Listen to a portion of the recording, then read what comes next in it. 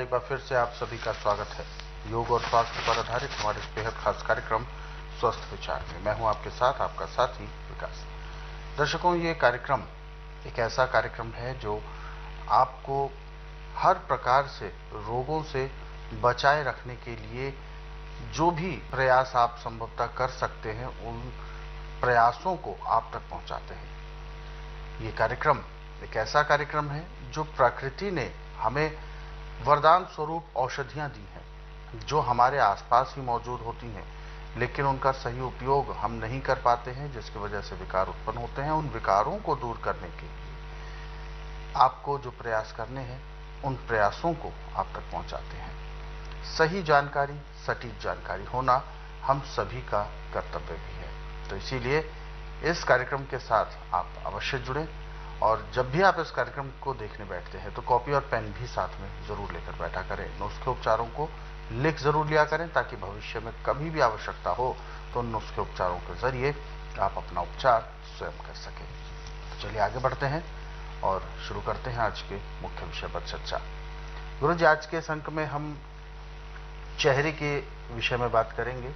चेहरे में जो सुंदरता जिससे ढक जाती है, जिससे सुंदरता कम होती है, झाइयां, एक ऐसी समस्या जो आज के समय में बहुत ज्यादा व्यापक है। युवावस्था में खासतौर पर ये कॉम्प्लिकेशंस बहुत ज्यादा आते हैं ऐसे करके, और उनमें ये ज्यादा होता है कि सुंदर ज्यादा दिखा जाए, क्योंकि एक यौवन की सुंदरता जरूरी है।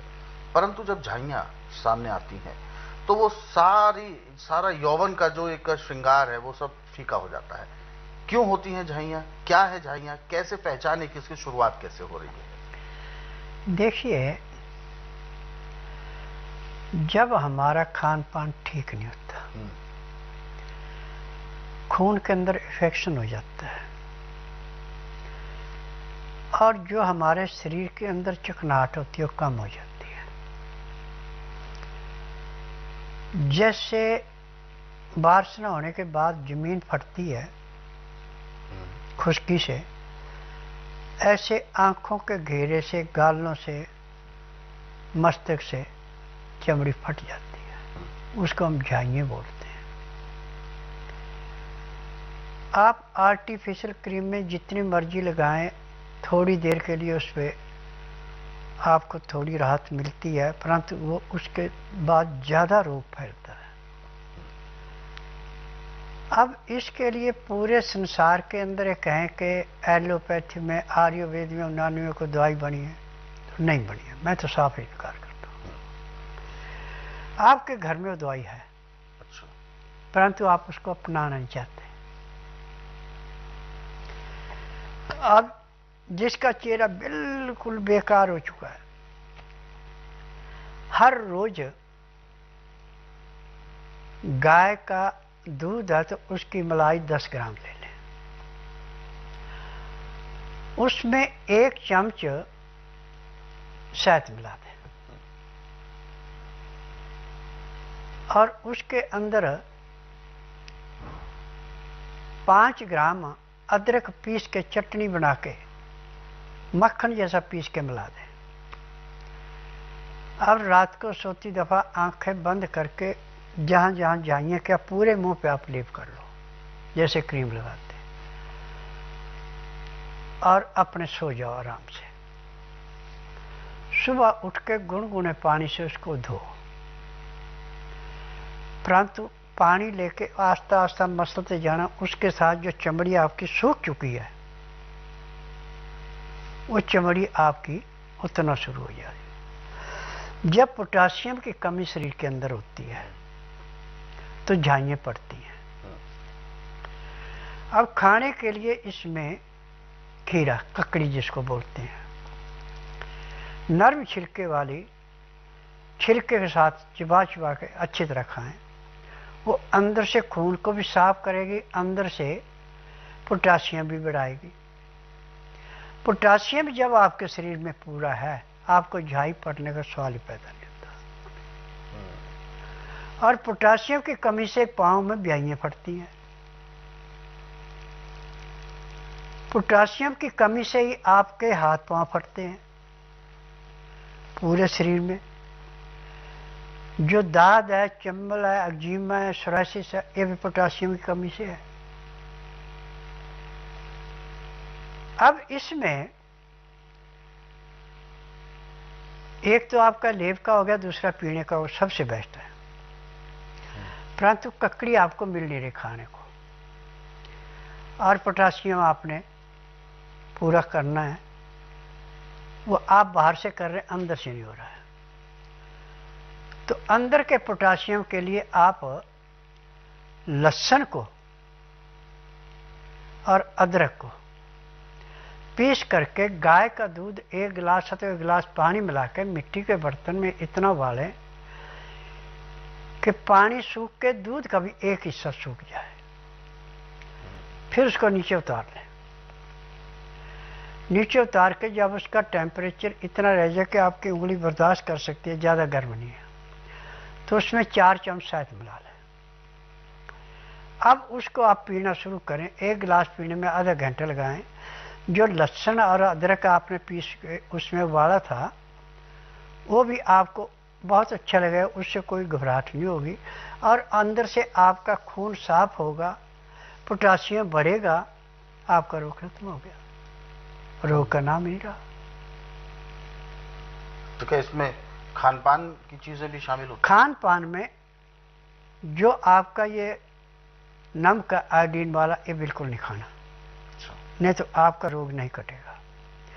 सिंधा नमक या काला नमक इच्छा के अनुसार आप ले सकते हैं, परंतु नमक जितना कम लेंगे उतना अच्छा रहेगा।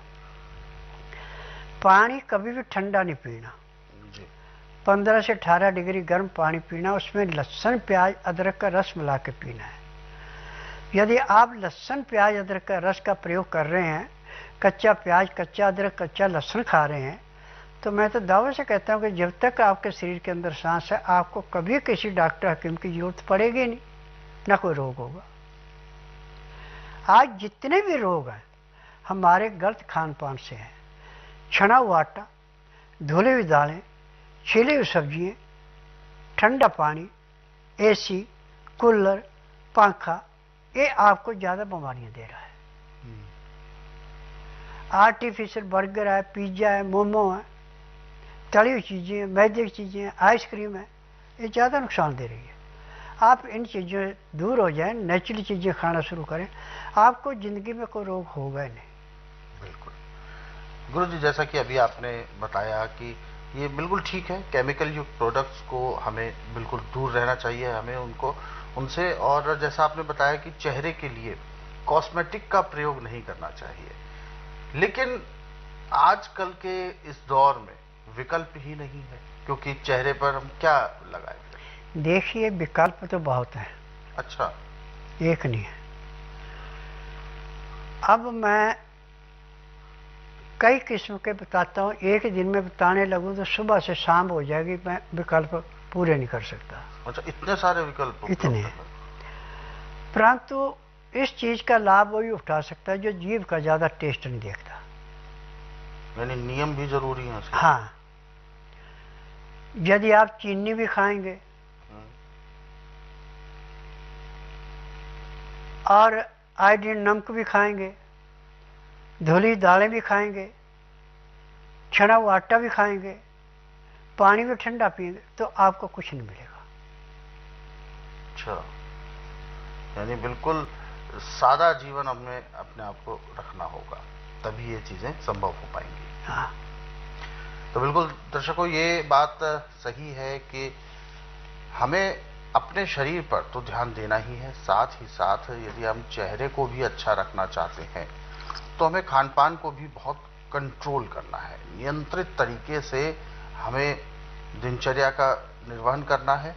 साथ ही साथ हमारे शरीर में जो भी चीजें जा रही हैं भोजन स्वरूप, उन पर भी विशेष ध्यान देना है कि जो भी हम खा रहे हैं वह पौष्टिक है या नहीं।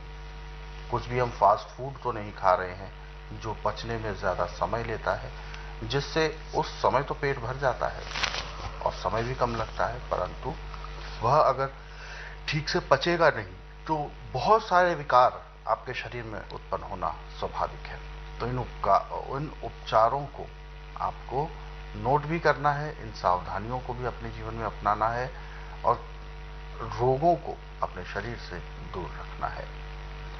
ऐसे बहुत सारे नुस्खे हैं, बहुत सारे उपचार हैं। यदि आप इन्हें पढ़ना चाहते हैं तो स्वस्थ विचार पुस्तकों के जरिए भी पढ़ सकते हैं और विशेष उसमें चैप्टर्स हैं जिसमें आपको चेहरे से संबंधित कई चीजों के बारे में बिल्कुल अच्छे से विस्तार से बताया गया है। तो आप इन पुस्तकों को कोरियर या डाक के माध्यम से घर पर ही अपने प्राप्त कर सकते हैं। बस आपको एक कॉल करना है, जो नंबर आपकी टीवी स्क्रीन पर फ्लैश किए जा रहे हैं।